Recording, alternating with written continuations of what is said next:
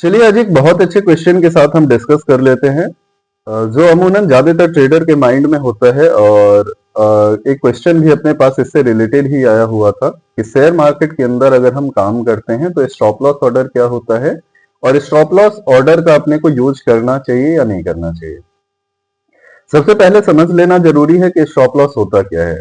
जाहिर सी चीज है, जिस मार्केट के अंदर हम काम कर रहे हैं यहाँ पे प्राइस किस साइड किस डायरेक्शन की तरफ मूव करेगा ये 100% सही प्रेडिक्ट करना किसी के लिए संभव नहीं है। समटाइम्स ऐसा होता है कि हमें चार्ट के ऊपर सारे सेंटिमेंट्स पॉजिटिव लग रहे हैं, हमने स्टॉक को बाई कर लिया, बट कुछ निगेटिव खबरें मार्केट के अंदर आई और स्टॉक का प्राइस गिरना शुरू हो गया। जैसे अगर हम रिसेंट की ही बात करके चले तो राजेश एक्सपोर्ट जो है इसका सबसे अच्छा एग्जांपल है। सही, कंपनी को लेकर के मार्केट का प्राइस जो है वो कंसोलिडेट कर रहा था, कंपनी को लेकर के एक गंदी खबर मार्केट के अंदर आई और उसके बाद जो शेयर का प्राइस है वो सीधे से धड़ाम से नीचे गिर गया। सही, तो ऐसे कंडीशन में जहां पे मार्केट का मोमेंट हम सभी जानते हैं कि कभी अगर इस तरीके का पॉजिटिव न्यूज आए तो सडन स्पाइक कर जाता है मार्केट या सडन डिक्लाइन देखने को मिल जाता है। ऐसे कंडीशन में अपने को बड़ी लॉस ना हो जिसके कारण स्टॉप लॉस ऑर्डर मार्केट में लगाया जाता है।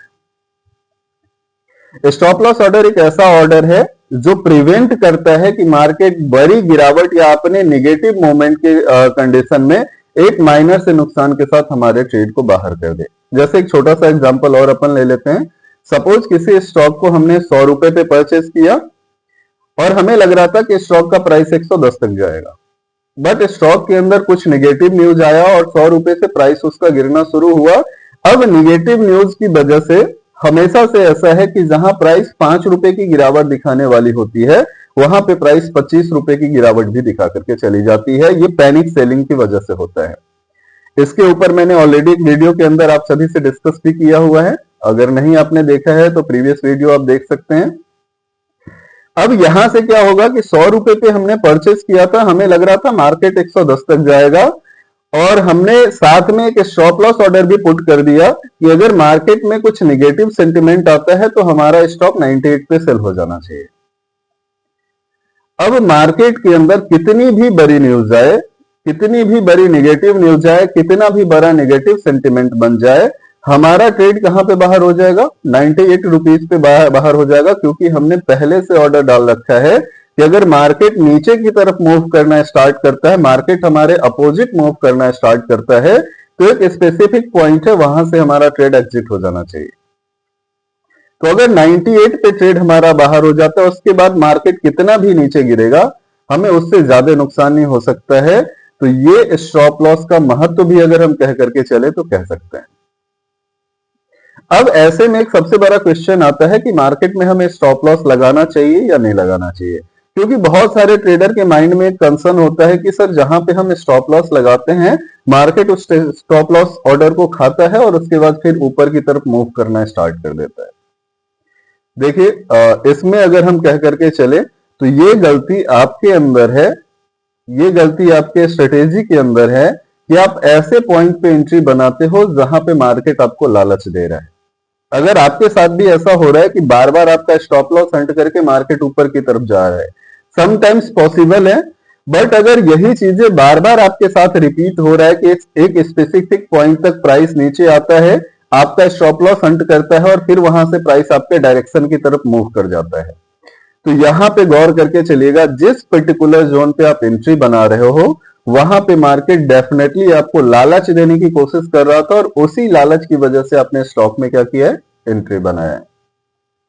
तो अगर इस चीज को आप दूर कर दें तो ये स्टॉप लॉस हंटिंग जो बार बार आपके साथ हो रही है और उसके बाद प्राइस आपके फेवर में मूव करना स्टार्ट कर देता है, ये चीजें खत्म हो जाएगी। जहां तक स्टॉप लॉस लगाने और ना लगाने की बात है तो मैं ये हमेशा से कह करके चलता हूं कि कोई भी अपना ऐसा ट्रेड नहीं होना चाहिए जिसमें स्टॉप लॉस ऑर्डर ना लगा हो।